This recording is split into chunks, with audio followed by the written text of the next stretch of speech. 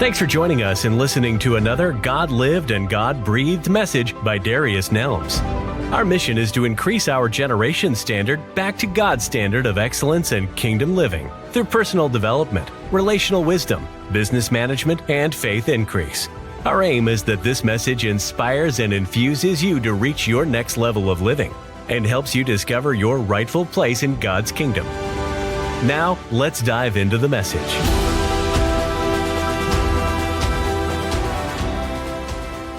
Welcome to another episode of Think Tank Tuesday, where we meet every other Tuesday at 7:30 p.m. Central Standard Time to explore the mind of God, the ideas of God, and the principles and the precepts of God. We are continuing from last week on Haggai chapter 2. Over the last 4 Think Tank Tuesday episodes, we have been in the book of Haggai.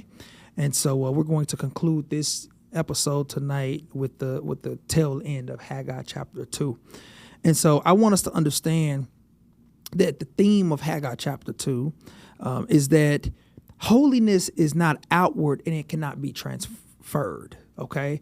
Holiness is not outward and it cannot be transferred.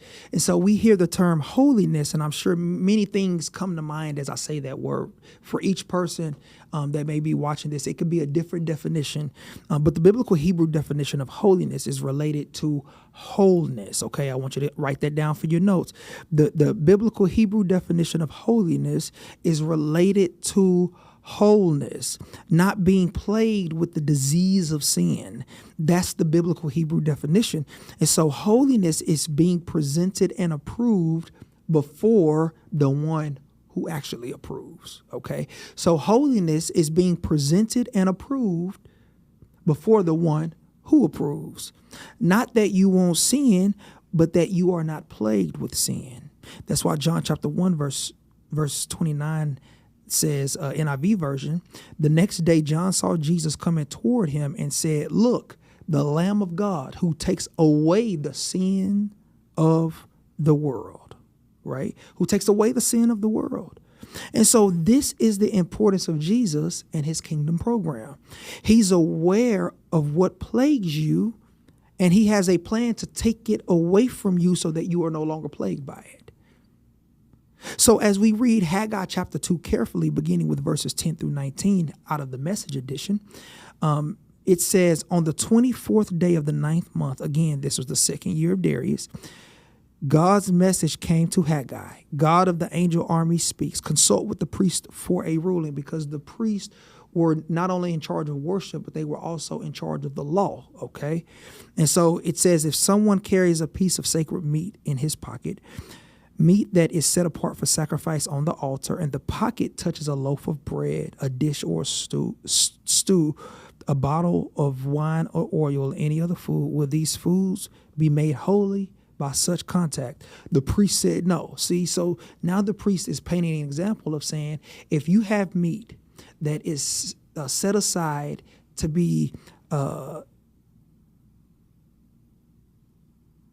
if you have a piece of meat that is set aside for sacred purposes to sacrifice on the altar, and it touches anything, will the thing that it touched be made holy? The priest said no. Okay. Verse 13 says, then Haggai said, how about someone who is contaminated by touching a corpse? If that person touches one of these foods, will it be contaminated? The priest said, yes, it will be contaminated. Okay. So if you touch a corpse and then you go and you touch, if you touch a corpse and you go and touch any of those foods that was previously listed, will it be contaminated? And the priest said, yes. Verse 14 says, then Haggai said, so this people is contaminated, talking about the remnant. Their nation is contaminated. Everything they do is contaminated, it says. Whatever they do for me is contaminated, God says. So, verses 15 through 17, think back before you set out to lay the first foundation stones for the rebuilding of my temple. Because remember, the theme of Haggai is the rebuilding of the second temple. The temple of God were reflected in a sluggish, half way, return to your crops. Half the grain you were used to getting, half the wine. I hit you with drought and blight and hail. Everything you were doing got hit, but it didn't seem to faze you. You continue to ignore me, God's decree. Verses 18 and 19 says, now think ahead from this same date, this 24th day of the 9th month. Think ahead from when the temple rebuilding was launched. Has anything in your fields, a vine, fig tree, pomegranate, olive tree, failed to nourish? From now on, you can count on a blessing. So I know that was a mouthful. That was a lot.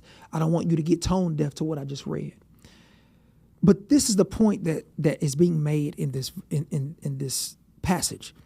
Impurity and holiness, or let me say, impurity and unholiness requires no effort. Impurity and unholiness requires no effort.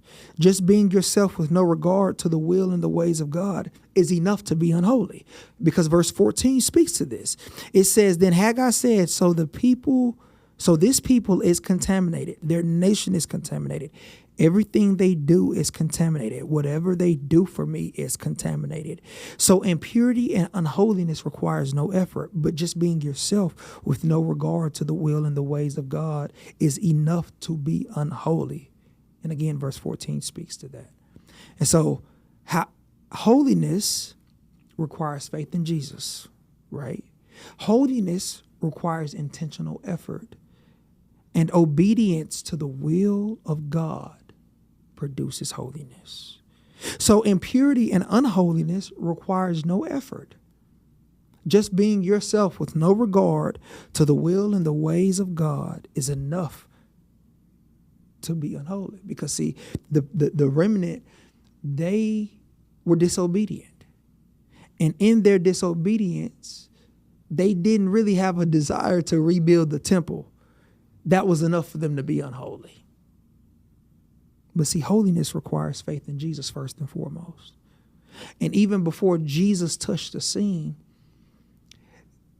their obedience to what God was saying was the same as having faith in the coming Messiah. See, because their faith was in the coming Messiah. That's why when we read earlier, or actually I think it was last week when we read, it says that peace would be up on this house. See, they had faith. See, their faith was a little different than ours, but it still was faith in Jesus.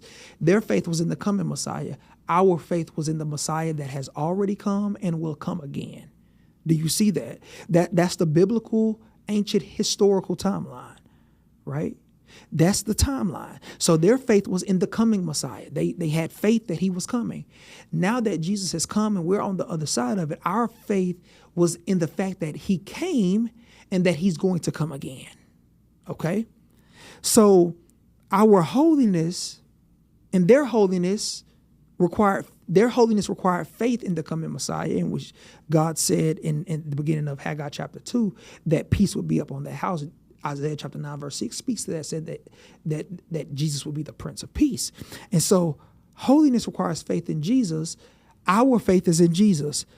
Holiness requires intentional effort. They weren't intentional about rebuilding the temple like God instructed. They were more so focused on being intentional about their own paneled houses, as we read in Haggai chapter 1. And then also obedience to the will of God produces holiness. So when we willfully obey, that is also what produces holiness, because God looks at what it is that we are doing and he considers us faithful. And in our faithfulness comes holiness. And so God is letting the people know that, yes, they are rebuilding the temple. However, the rebuilt temple won't make them holy, right? It will not make them holy, because the sacrifices they were making to rebuild the temple would not make them holy. Now, keep in mind, this temple that was being rebuilt would still be standing at the time of Jesus. But the reason why building the temple would not make them holy is because they were not intentional in their effort toward rebuilding the temple. Them rebuilding the temple would not make them holy because it would not blot out their former disobedience to build their own houses instead of the temple in the first place. But what would make them holy is the intentional effort through a corrective heart change and posture, which God would acknowledge. Do you know that you can do something without legitimately desiring to do it? That was them. They were doing something, but they didn't really have a legitimate desire to do it. They didn't have a heart change. And that's why God had to stir up their spirit. That's why that was needed to do the work that was set before them. And they needed strong leadership in Zerubbabel, which he was a strong leader.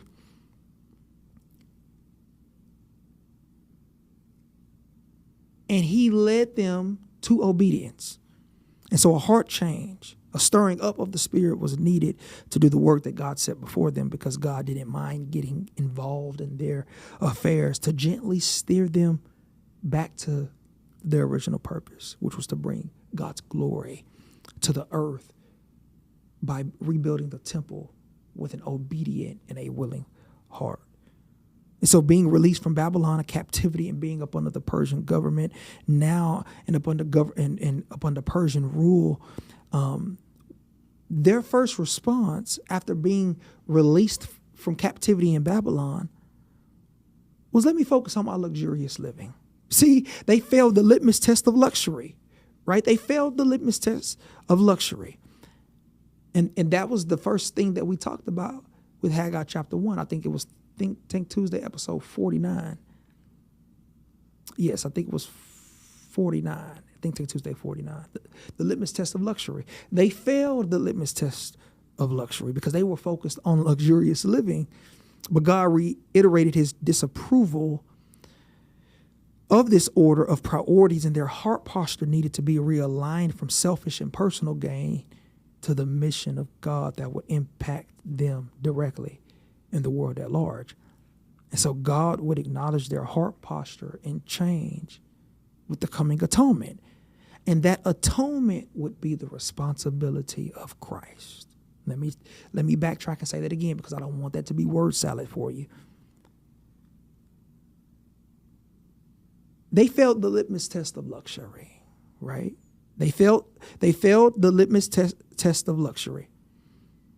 In their failing this test, God reiterated his disapproval of how they were focused on luxury living without any concern and without a willing desire to rebuild his temple, which was the task.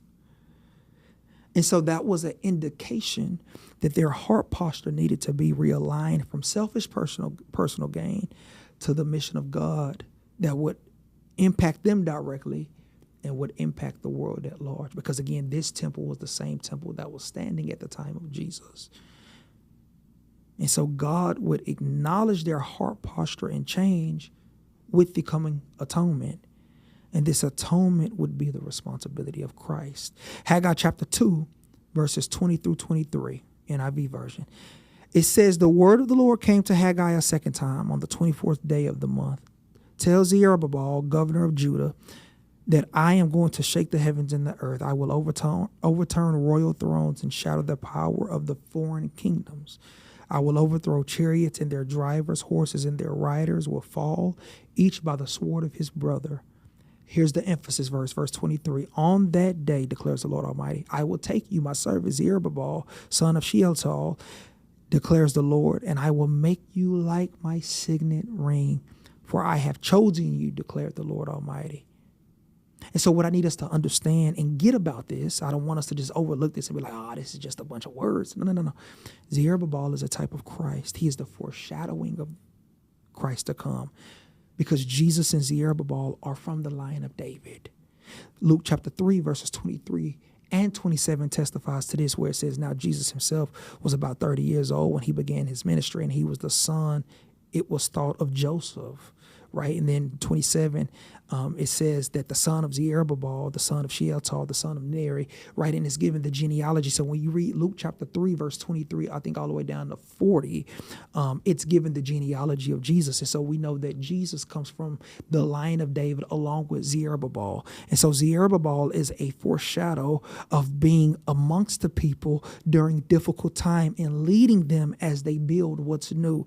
Jesus was amongst the people, navigating them through the time of being oppressed by the Romans. And although the temple would be destroyed, he said that he was building and raising up a new temple in man, in me and in you. And so that's the part of the new covenant. And so Zerubbabel would be God's signet, which is a trusted position of authority to the degree that the one who wears the signet ring can make decisions on behalf of the one who gave the signet ring. All right? And so Zerubbabel, again, is a foreshadow of Christ, that he is going to lead the people after they were in oppressive captivity. He's going to lead the people into building something new. And Jesus paralleled that same character. The Jews were under the oppressions of the Romans at the time of Jesus. And so Jesus would lead the people into something new. Jesus said that the temple would come down. There would be no more need for the temple. And that's why the religious leaders wanted to kill him. They took that offensively. But what they didn't understand is that Jesus, with the coming of Jesus, that the new temple that would be built, and that he was building, would be in man. It would be man. God was interested in the assignment of Jesus in building up man to where man would now be the temple of God, and it wouldn't be stones made with man's hands. And so Zerubbabel would be God's signet, as it says in Haggai chapter 2, verse 23. On that day, declares the Lord Almighty, I will take you, my son Zerubbabel, declares the Lord. I will make you like my signet ring, for I have chosen you, declares the Lord Almighty. And so Zerubbabel being God's signet ring suggests that he is trusted by God and that he is the authority of God amongst the people in that building project. And so when you understand things about signet rings, if you wore a signet, you could make decisions on behalf of the one who gave you the signet. And this is why even Jesus sits at the right hand of the Father, because you would usually wear the signet ring on your right hand, most trusted position. And so Jesus doesn't need to wear a signet ring. He literally just sits at the right hand of the Father, because it is a co-regency concept, Father and Son, duo in kingship.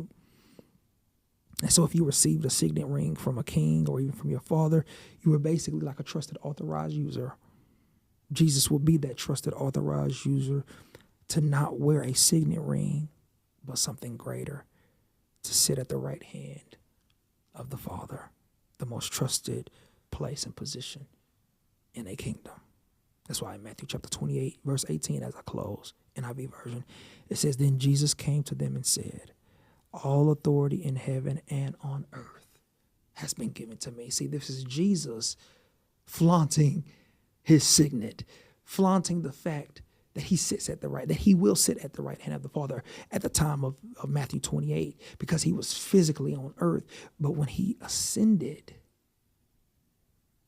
he would take his rightful place at the right hand of the Father, because all authority in heaven and on earth had been given to him. This is Think Tank Tuesday, episode 52, as we just closed out studying the book of Haggai. Hopefully these last 4 episodes were a help to you, help bring perspective that you needed to grow, and that your spiritual vitality would be your focus day in and day out. If this video was a help to you, please like, share, and subscribe. Until next time, friends, peace. May the Lord bless you, keep you, and make his face shine upon you. As we abide in his grace, presence, and peace, remember that you are an agent of change wherever your feet shall tread. Thanks for listening to this message and for the opportunity to teach and lead you. Until next time.